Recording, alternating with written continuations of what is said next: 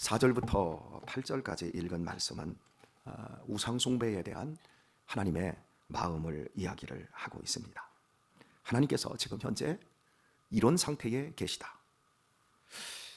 너무나 분노하고 너무나 슬퍼하고 계시는 하나님의 마음을 읽을 수가 있습니다. 그러나 뒤에 읽은 14절 말씀은 그런 상태임에도 불구하고 하나님께서 이스라엘 백성들을 향해 가지신 마음을 또 담아서 이야기를 하고 있습니다. 나는 너희를 절대 버릴 수 없고 너희를 죽음과 사망에서 반드시 구원해서 사망아 네 재앙이 어디 있느냐, 음부야 네 멸망이 어디 있느냐, 뉘우침이 내 목전에 숨으리라. 하나님께서 이스라엘 백성들을 결국에는 구원해 내시고야 말겠다라고 하는 하나님의 사랑의 마음을 전해주고 있습니다. 자식 때문에 속을 썩을 때가 있지 않았습니까? 그때 여러분의 상태는 정말 어떻게 할 수 없는 미칠 것 같은 그런 상태에 여러분들이 있고 분노하고 자괴하는 마음이 여러분 가운데 그런 상태로 경험되었을 것입니다. 그럼에도 불구하고 여러분의 핵심적인 자녀를 위한 감정은 무엇입니까? 절대 버릴 수 없고 내가 너를 사랑하는 그 사랑에서 지워버릴 수 없는 이런 마음에 이런 본심. 그래서 사람은 자식이 속을 썩을 때 두 가지의 양가적인 마음을 갖게 되어집니다. 그냥 차라리 안 났으면, 그러나 반대로 저 자식을 내가 어떻게, 나 아니면 누가 사랑해 주겠어? 그래서 더 사랑할 수밖에 없는 그 양가적인 마음의 상태를 경험을 합니다. 우리는 호세아서를 통해서 호세아가 정신병자가 아닌가 싶을 정도로 이상한 논리를 펼칩니다. 너무나도 분해하고 그래서 온갖 말들을 다 가져다가 내가 사자 같고 길가에서 기다리는 표범 같고 새끼 이른 곰 같고 암사자 같이 삼키리라 찢어버리겠다 이렇게 말해놓고 갑작스럽게 내가 너희를 싸매주리라, 내가 너희의 죄를 생각지도 않고 막 왔다 갔다 하는 거예요. 이 예언서가 어려운 게 바로 이런 부분들이에요. 역사서는 사건을 중심으로 기승전결이 분명히 나갑니다. 서론이 있고 본론이 있고 결론이 있고 이렇게 기승전결이 나가요. 육하 원칙이라는 게 있어요. 하지만 예언서는 그런 게 없어요. 앞부분이 뒷부분이고 뒷부분이 앞부분이고 이 얘기를 하는 게 맞는 거예요, 저 얘기하는 건 맞는 거예요. 막 도대체 감당할 수 없고 갈피를 못 잡습니다. 여러분이 제 설교를 들으면서 일반 목사님들이 하는 형식에 그 갈피를 못 잡지 않습니까? 보통 목사님들의 설교는 첫 번째, 두 번째는, 세 번째는 그리고 끝으로 이렇게 하잖아요. 근데 저는 어떻게 하죠? 첫 번째, 두 번째, 세 번째가 없어요. 그냥 내러티브식 이야기 형식으로 전개를 해버려요. 그러니까 여러분이 예상을 못해요. 그리고 더더욱 오늘의 말씀을 맺겠습니다. 해놓고 본론보다 더 긴 결론을 또 이야기할 때가 있어요. 어제 우리 아들 중 제일 말이 많으신 큰아드님께서 집에 가더니 대뜸 저한테 한 말이 뭔 줄 아십니까? 아버지는 왜 결론이 본론보다 길어요? 왜 그렇게 설교를 해요? 이해할 수가 없어요. 그래서 그랬습니다. 하나님이 감동 주실 때는 결론이 길 수도 있지. 왜 그게 가지고 네가 시비냐? 어쩔 때는 짧을 때도 있지 않냐? 대부분 짧지 않냐? 여러분들이 제 설교를 갈피를 못 잡습니다. 말씀을 맺겠습니다 하고 정신 버떡 들고 눈이 초롱초롱 빛나지만 얼마 지나지 않아서 다시 꼬박꼬박 봄날 맞은 늙은 닭처럼 양지 바른 곳에서 꼬박꼬박 졸고 있는 그 모습으로 돌변도 합니다. 여러분, 하나님이 미쳐버릴 것 같은 이스라엘 백성들, 그게 지금 하나님의 상태라는 거예요. 우왕좌왕하세요. 하지만 하나님의 우리를 향한 그 마음은 변함이 없으세요. 여호와의 인자하심, 그 인자하심이 크고 깊도다. 여호와의 인자하심을 찬양하라. 하나님은 변개치 않으시는 하나님이시다. 우리를 향한 사랑이 끝이 없습니다. 여러분의 믿음에 대해서 여러분이 오늘 성질 한번 불끈 낸 걸로 여러분의 말실수로 인해서 내 자신은 자괴감이 들고 타인에 대한 미안함과 죄책감이 들어도 여러분, 하나님은 여전히 여러분의 하나님이십니다. 그리고 하나님은 여전히 나의 하나님이십니다. 그리고 우리 모두는 여전히 끝까지 영원한 날까지 하나님의 자녀된 것에서 벗어날 길이 없고 도망칠 길이 없고 무너지지 않는다는 사실을 기뻐할 수 있기를 예수님의 이름으로 축복합니다. 우리가 이런 엄청난 사랑 속에 있습니다. 우리는 끝없이 변합니다. 우리는 어리석은 자리에서 출발했고 여전히 어리석고 미련함 속에서 벗어나지 못하고 헤어날 길이 없습니다. 그럼에도 불구하고 우리가 예수님 안에서 그분의 지켜주심과 보호하심 속에서 구원받았고 또 최후 승리가 우리에게 보장되어 있다는 사실을 믿으시기를 바랍니다. 사망아, 네가 이기는 것이 무엇이냐? 그것은 죄의 권능일 뿐이라고 고린도전서 15장은 이야기합니다. 그러면서 우리에게 고린도전서 그 마지막에 그 결론이 무엇입니까?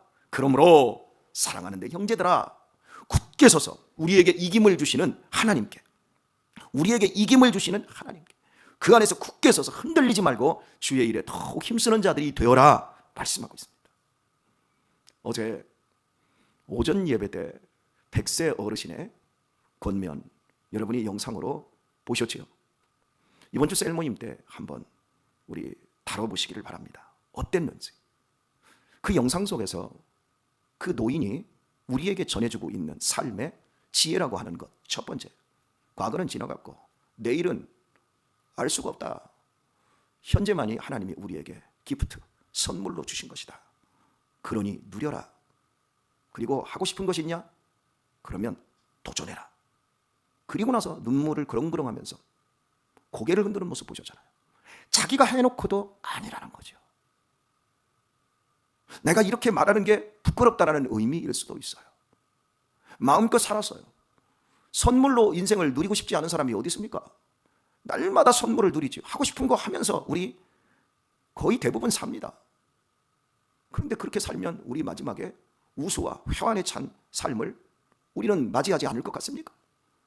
저는 그분이 그 회환에 찬 그 얼굴 그리고 고개를 흔들면서 이러고 있는 그 모습을 보면서 왜 이렇게 우리 사람은 미련할까? 욕망을 위해서 하고 싶은 것을 하는 인생과 내가 하나님의 부름을 받은 하나님의 자녀로서 하나님이 기뻐하시는 그 일에 대하여서 하나님이 기쁨이 되는 자녀로서 더욱더 변화되어져 가는 그 일에 우리는 도전할 수 있기를 축복합니다. 그 일에 대해서는 양보하면 안 됩니다. 끝없이 육신의 정욕과 안목의 정욕과 이생의 자랑이 우리로 하여금 도전 한번 해봐라, 이걸 한번 누려봐라, 그렇고 우리를 계속해서 뒤에서 꼬드기고 우리를 뒤에서 자꾸 부추깁니다. 그러나 그런 부분들은 예수님을 쫓아가는 사람으로 나를 부인하고 자기 십자가를 지는 그 일로 바꿔야 되지 않겠습니까? 자, 본문을 한번 이제 보면, 그러므로 내가 저희에게 사자 같고 길가에서 기다리는 표범 같으니라. 어떤 사람들에게요? 먹이운 대로 배불러서 배부름으로 마음이 교만하여 하나님을 잊어버린 사람들, 세상 사람들이 아니라 교회 안에 들어와 있지만 우상, 세상의 안목의 정욕, 이생의 자랑, 그리고 육신의 정욕, 보암직하고 먹음직하고 지혜롭게 할 만큼 탐스러운 에덴 동산에 있었던 선악을 알게 하는 나무의 열매와 같은 그 동일한 것, 그것에 취해 있는 사람들을 향한 경고입니다. 저희가 먹이운 대로 배부르며 배부름으로 마음이 교만하며 이로 인하여 나를 잊었느니라. 그러므로 내가 저희에게 사자 같고 길가에서 기다리는 표범 같으니라 말합니다. 고대의 여행자들에게 제일 무서운 것은 맹수였습니다. 홀로 가는 길에 산길이나 광야에서 늑대라든지 사자라든지 곰을 만나면 흔적도 없이 먹잇감이 되어 사라져버립니다. 우리는 인생 속에서 인생의 길을 갑니다. 그런데 사자를 만납니다. 표범을 만납니다. 초원의 집이라고 하는 책에 보면 아버지가 멀리 읍내에 갔다가 돌아오는 길에 해가 어둑어둑해지는데 표범이 이 나무에서 저 나무를 타면서 자기를 쫓아옵니다. 서부 개척시대의 표범은 많은 사람들을 해친 무시무시한 원흉이었습니다. 근데 이 아버지가 말 등에 딱 타고, 말도 이 숲속을 헤쳐나오는데 말이 더 무서워서 더 달리는 거예요. 이 아버지가 말 등에 타서 말이 무서우니까 그 손살 같은 그 표범을 따돌리기 위해서 미친 듯이 뛰는 거예요. 로라 잉글스 아버지가 이 말등에 타서 떨어지지만 않으려고 버텨내는 거예요. 이게 다 실제거든요. 실제 아버지와 자기가 있었던 걸, 그걸 동화로 만들어낸 것이 초원의 집이었거든요. 거의 표범을 만나면 죽습니다. 위에서 덮쳐서, 나무에서 덮쳐서 목통을 딱 물리는 순간 어떤 사람도 끝장이 납니다. 하나님의 마음이 어떠냐면 지금 이스라엘 백성들을 향해서 내가 사자 같고 표범같이 단번에 달려들어서 너희의 목줄을 지금 물어 뜯어버리고 싶다는 겁니다. 이게 지금 하나님께서 겪고 있는 상태예요. 여러분,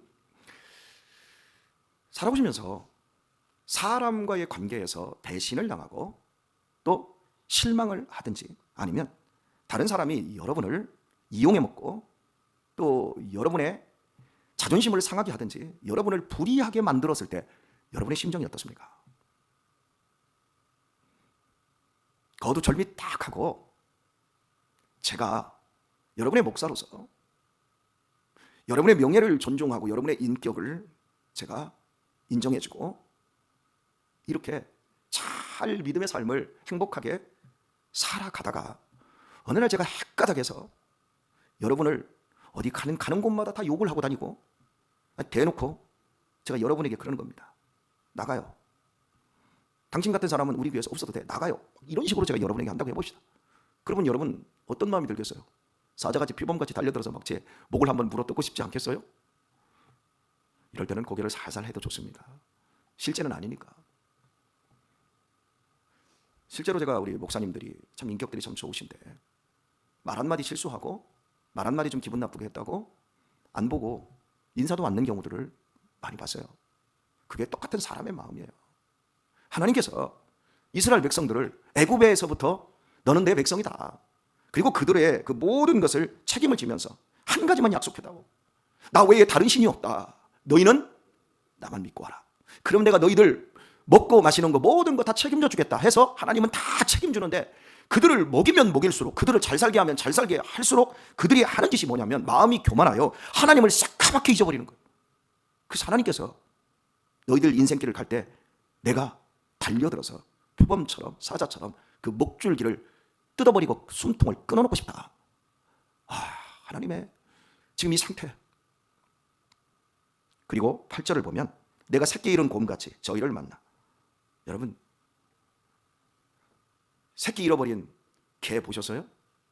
여러분 집에서 키우던 개들도 어린 시절에 묶어놓고 마당에서 키우던 개들도 자기 새끼를 낳으면 얼마나 싸나워집니까? 주인이 이렇게 새끼가 개 욕이 될지 몰라서 강아지라고 표현하겠습니다. 예, 강아지들이 처음에 나면 눈을 못 떠요. 그러고 있어요. 근데 이런 강아지들이 끽끽이 기어 나와가지고 개집에서 나와서 이 추운데 밖에 있으면 주인이 이렇게 잡아다 이렇게 안으로 집어 자꾸 밀어 넣어줘야 되잖아요. 저절도 잘 못 찾아요. 그래서 이렇게 자꾸 손을 건드리는데 가끔가다 이 애미들이 이 산후 무슨 우울증이나 스트레스를 받았는지 주인도 막 물어뜯으려고 해요. 자기 새끼를 보호하는 본능 때문에. 주인에게 절대적으로 충성하던 개도 자기 새끼를 해코지한다라고 느낄 때 그냥 주인도 물어뜯습니다. 그런데 하물며 평소에도 싸나운 곰,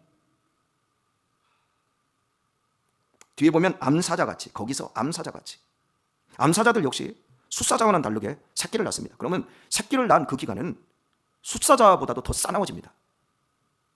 하나님이 지금 이런 상태라는 거예요. 자기 새끼를 빼앗긴 암콤이 얼마나 무섭겠습니까? 그래서 내가 새끼 잃은 곰같이 저희를 만나 그 염통 껍불을 찢고, 염통은 심장이잖아요.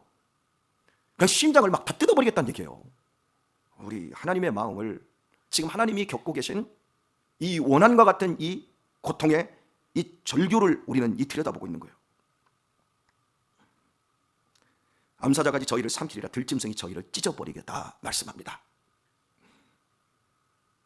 이렇게까지 얘기를 해놓고 갑자기 저희를 음부의 권세에서 속량하며 하나님이 속량하시겠다는 거예요. 우리가 잘 이해를 해야 됩니다. 우리들이 그럽니다. 하나님은 나를 사랑하신다. 맞습니다. 사랑하는 거 진리입니다. 진실입니다. 하지만 우리의 죄악은 눈꽃만큼도 사랑하지 않는다는 걸 기억하세요. 하나님이 사랑하시는 건 나지 우리의 죄가 아닙니다. 하나님은 거룩하신 분이십니다. 우리의 죄에 대해서는 새끼를 빼앗긴 암컴처럼 우리 안에 1.1핵도 없는 깨끗함을 요구하시면서 예수 그리스도의 피로 우리를 씻어주기를 원하십니다. 오늘의 말씀을 맺도록 하겠습니다. 살아와 보니까 여러분들도 동일하게 느끼시는 것이겠지만 어리석은 사람의 특징이 뭔 줄 아세요? 어리석은 사람의 특징은요, 자기를 이롭게 하고 자기에게 정말 좋은 사람들을 적으로 돌리는 사람들입니다. 이런 사람들이 저는 가장 어리석고 미련한 사람들이라고 생각돼요. 자기를 사랑하고 자기에게 도움이 되는 그 좋은 사람들을 실망을 시켜요. 그리고 그 사람에게 이빨을 부득부득 갈게 만들어 버리고 말아요. 이런 미련한 사람들이 있어요.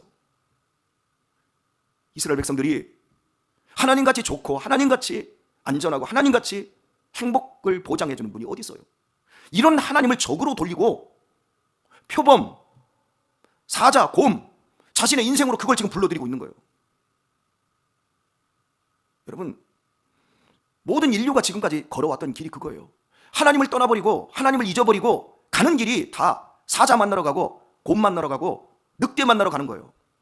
그런 길에서 저와 여러분도 있었지만 하나님께서 우리는 각기 그릇 행하여 제 길로 갔거늘 여호와께서는 우리 무리의 죄악을 그에게 담당시키셨도다. 이사야 53장에서 우리에게 말씀하고 있는 거예요. 모든 인생은 각자 다 그릇된 길로 가는 거예요. 그놈의 죄 때문에 하나님을 잊어버리게 만드는 거예요.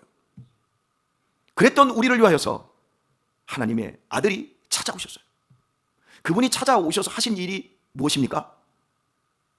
그가 찔림은 우리의 허물을 인하며 그가 상함은 우리의 죄악을 인함이라.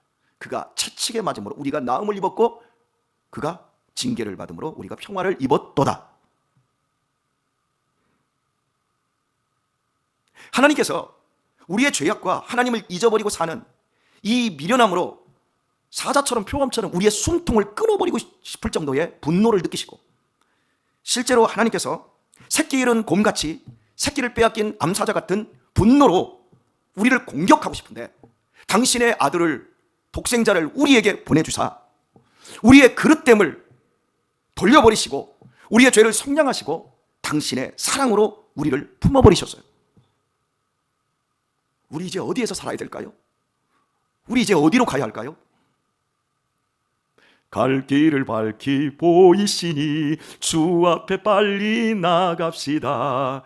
여러분, 이런 집념과 이런 사랑으로 하나님이 저와 여러분을 이 자리에 부르셨습니다. 우리 남은 생에 이제 회환과 고개 살랑살랑 흔들어대는 그런 죽을 노인의 백세 자리에 가지 마시고 감격하고 기뻐하고 선물로 누린 우리의 전 인생을 마지막에 돌아보면서 감사했습니다. 하나님, 멋지게 살다가 갑니다. 그리고 우리의 후손들에게 너희들도 예수님 잊어버리지 말고 멋지게 살거라. 너희들 예수님 잊어버리면 사자 만난다, 곰 만난다. 잊어버리지 마라. 여러분, 우리의 삶이 그런 웅장한 아름다운 스케일을 만들어내는 그런 존귀한 삶이 되어지기를 우리 주 예수님의 이름으로 축원합니다.